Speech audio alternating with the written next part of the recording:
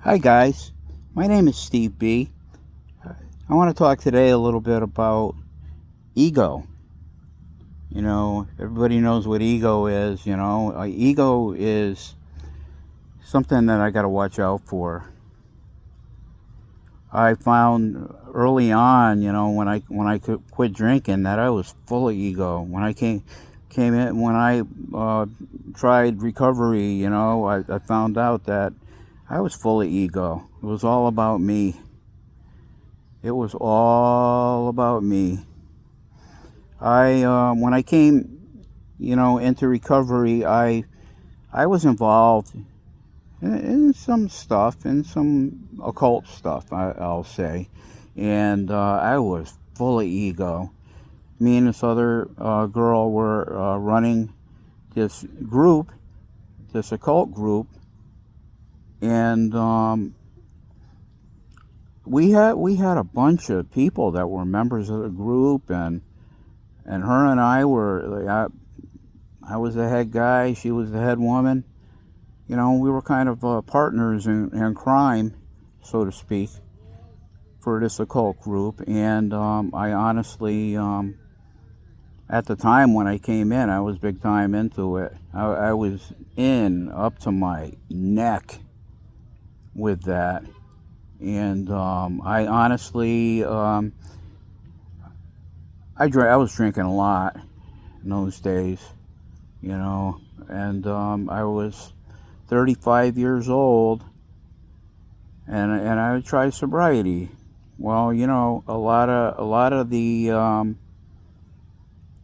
ideas for recovery were anti what I was doing. They're like the opposite. But ego, I can honestly say, ego at the time, and I call it now edging God out. And I still say ego equals edging God out. I need to stay clear of the ego if I want to be close to God, and that's a priority with my recovery today. But when I came in, it was like, well, I'm not interested in a relationship with a God or higher power. I call him God, but I wasn't looking for that. I just simply wanted recovery, and and I went in with that attitude that that's all I'm looking for, just to get sober. I wasn't looking for new religion. I wasn't looking for friends. I wasn't looking for anything but recovery.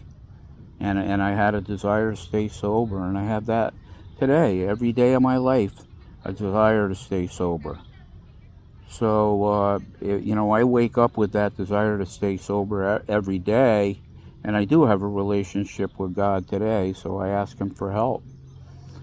And but for many years, I was like, I fought that tooth and nail, this relationship with a God, of my understanding, and I started seeing things happen in my recovery. In my recovery, I did a number of things that I know that had to be God. It had to be God that was looking after me, and he was, and I'm here to tell you, even if you want nothing to do with him, please, don't write him off, because he wants to help you, even if you don't want him.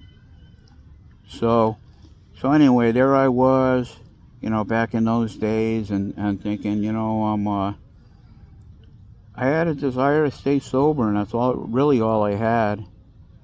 And so I hung out with people who also wanted to stay sober. I made new friends that also wanted to stay sober.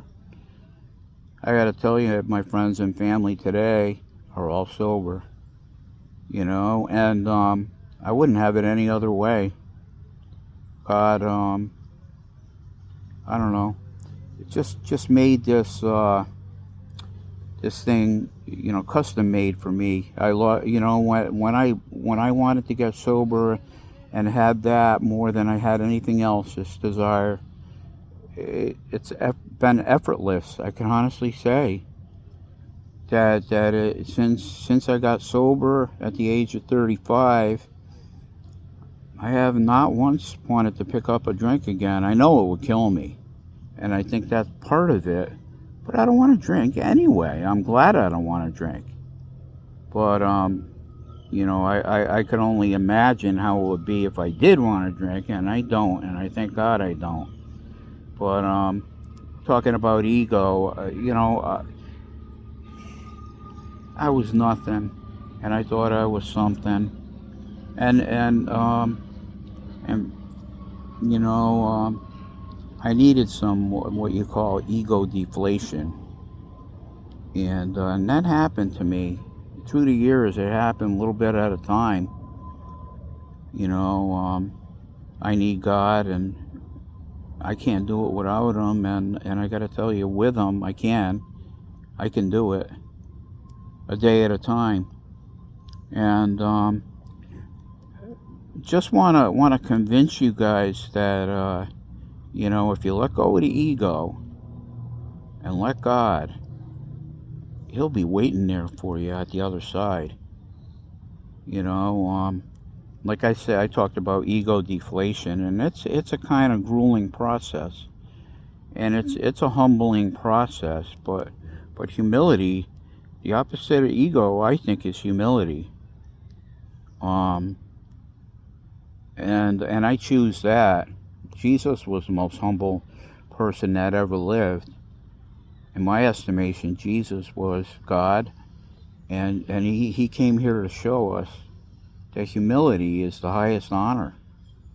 Humility is a fantastic honor, and it's the disciples asked him one time, "Who's the greatest among them?" And Jesus knew they were talking about this, and he said, "Let it the greatest among you be your servant." He says, like I came here, he came here as who he was, and he took upon himself the form of a servant. I mean, had everything, was everything, created everything. You don't get higher than that. And he came here in the form of a servant. He said, "Let him who is greatest among you be your servant." He also said that unless you receive the kingdom of God as a little child, you shall not enter therein. So children are the highest honor. They're highest in the kingdom of God. Meaning that, I come in with a childlike attitude, and that I'm not the greatest thing in the world, and I'm not. But what I'm not, He can. If I can't, He can. And for me, that says everything. That the Lord, when I fall down, He'll pick me up. When I can't, He can. When I'm weak, then He's strong. And what did the Lord say? Jesus said, my strength. Jesus said, my strength is made perfect in wisdom. When Paul asked him to take the thorn in the flesh away, my grace is sufficient for you, he said to Paul. My strength is made perfect in wisdom, in weakness rather. And so when I'm weak, then He's strong. Because that's the time that He can work through you. And it's not me doing the works, it's Him, God.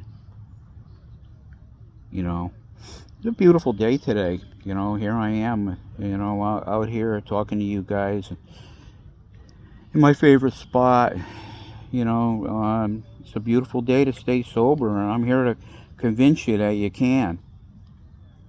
And like I mentioned earlier, humility is the opposite of ego. So I have to learn humility, and I got to learn that, hey, if I can't, He can, and remember that all the time. Um, you know, it's it's a beautiful day. It's a beautiful day to be sober. It's a beautiful day to live. You know, God gave me another day, and gonna take it, and I'm gonna learn by it, and take whatever He has to show me and give me today, and thank Him every minute.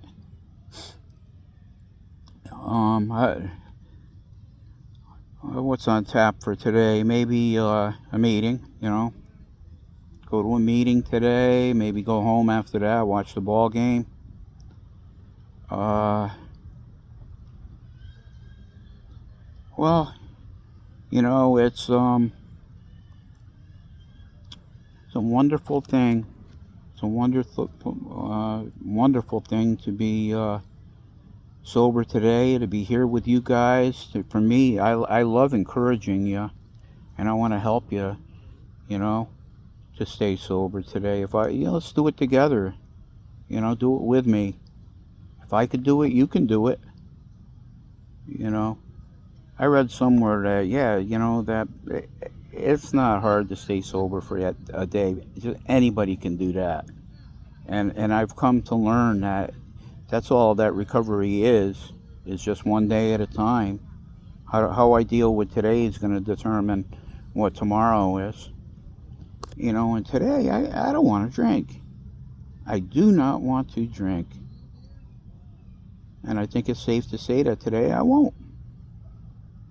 You know, and if tomorrow comes, it'll be today, and I'll deal with that when it comes. I got my walk in today, my 3 miles. Very pleasant day to walk. Beautiful day to be outside. Beautiful day to be with you guys, talking to you today about the stuff we're talking about. And so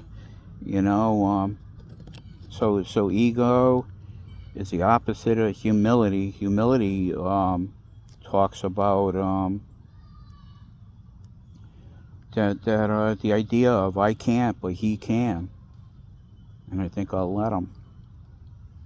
When I let God in and let Him have the freaking wheel, you know, life becomes doable. And well, I like having Him in charge better than me, because I'll just make a mess of anything. I will. You know, I let stuff get in my head, and I could turn my brain into mashed potatoes. But you know, I got to come back to the center where God is, and I gotta say, look, help me out. You know, I screwed up again. I'm taking over, and I don't want to take over. I want you, God, to take over, and He'll do a heck of a better job than I will, every day, every minute of every day.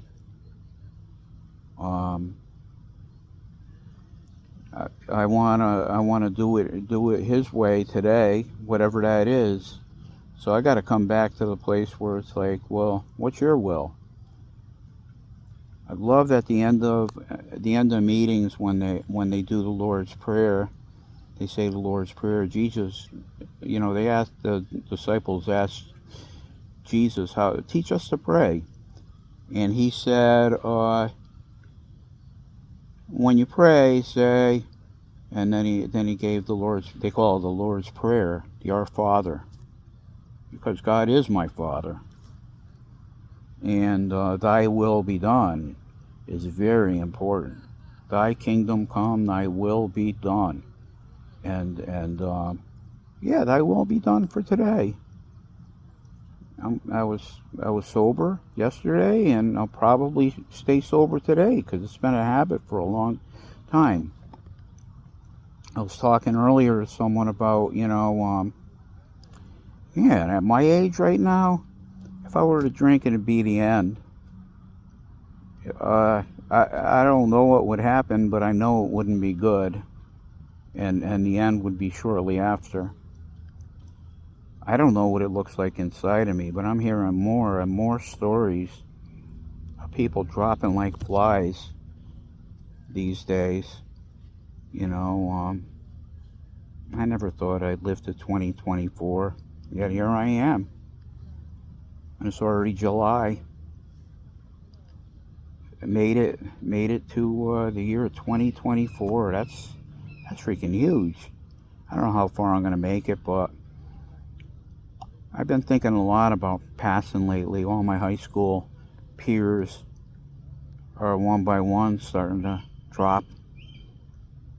And I'm going to get my turn too, but I don't want to spend my days worrying about it. I want to spend my days by your side dealing with today. So that's all that matters. I mean, I could spend the rest of my days worrying about the day I'm going to die. And I used to be terrified of death, honestly. Terrified of death. And today I'm not.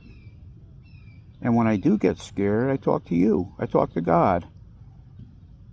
You know, when I let people know what that I'm afraid, so I gotta let go. It's a beautiful thing that we have you to come to, and you're the main ingredient in our in my recovery. I say, God, you're the main ingredient for my recovery. And hey guys, give it a like and a subscribe, and leave a comment, please. I'd love to hear your thoughts on everything. And with that,